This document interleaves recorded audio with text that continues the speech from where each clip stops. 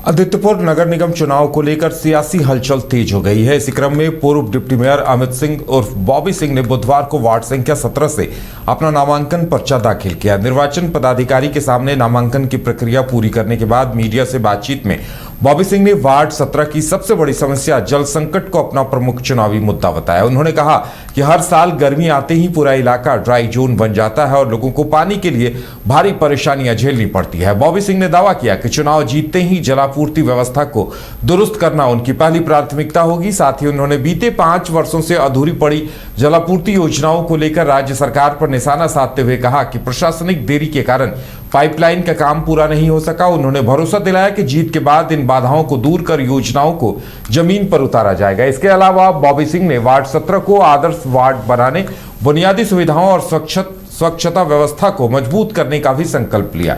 नामांकन के दौरान समर्थकों में जबरदस्त उत्साह भी देखने को मिला।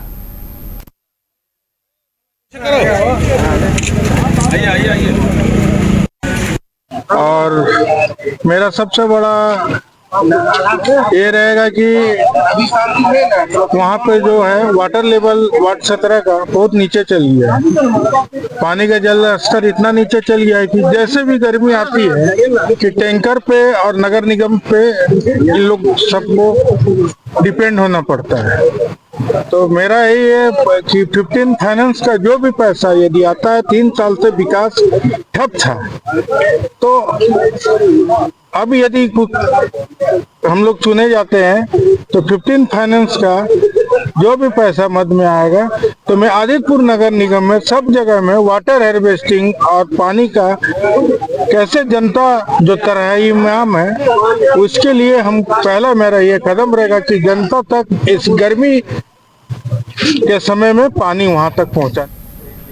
आदित्यपुर नगर निगम चुनाव को लेकर राजनीतिक सरगर्मियां तेज है। इसी क्रम में वार्ड संख्या 19 से प्रत्याशी अजीत कुमार सिंह ने बुधवार को सरायकेला अनुमंडल कार्यालय पहुंचकर निर्वाचन पदाधिकारी के सामने अपना नामांकन पत्र दाखिल किया। गाजे बाजे और समर्थकों के उत्साह के बीच नामांकन के बाद मीडिया से बातचीत में अजीत कुमार सिंह ने क्षेत्र के सर्वांगीण विकास का संकल्प दोहराया। उन्होंने शिक्षा व्यवस्था को अपनी सबसे बड़ी प्राथमिकता बताते हुए कहा कि वार्ड 19 के युवाओं और विद्यार्थियों के लिए एक आधुनिक पुस्तकालय की स्थापना की जाएगी ताकि प्रतियोगी परीक्षाओं की तैयारी के लिए बेहतर माहौल मिल सके। इसके साथ ही उन्होंने वार्ड में व्याप्त बुनियादी समस्याओं पर ध्यान दिलाते हुए कहा कि पेयजल, साफ सफाई और स्ट्रीट लाइट जैसी मूलभूत सुविधाओं को दुरुस्त करना उनके एजेंडे में प्रमुख है। अजीत कुमार सिंह ने दावा किया कि वार्ड के हर घर तक स्वच्छ पेयजल पहुंचाना, ड्रेनेज सिस्टम को मजबूत करना, अंधेरे इलाकों को रोशनी से जगमग करना उनकी प्राथमिकता होगी। नामांकन के दौरान समर्थकों की भारी भीड़ और नारेबाजी से माहौल उत्साहपूर्ण रहा, जिसे उन्होंने जनता के विश्वास और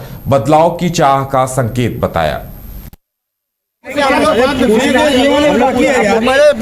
वार्ड नंबर 19 का प्रत्याशी अजीत कुमार सिंह आज नामांकन दाखिल कर दिए सरायकेला अनुमंडल पदाधिकारी के पास। हमारा मकसद है कि सभी समाज को जोड़ते हुए और विकास का कार्य को वार्ड नंबर 19 में पूरी तरह से किया जाए। जो पूर्व के प्रत्याशी हैं जो अधूरा छोड़े हुए हैं उस कार्य को हम आगे बढ़ाएंगे।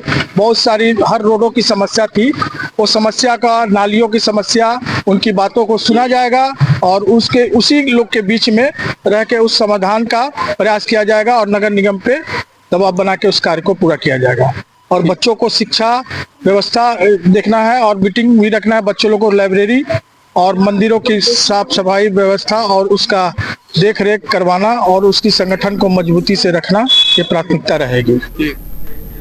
नगर निगम चुनाव की सरगर्मियों के बीच वार्ड संख्या 18 से पूर्व पार्षद रंजन सिंह ने बुधवार को गम्हरिया प्रखंड कार्यालय पहुंचकर औपचारिक रूप से अपना नामांकन दाखिल किया।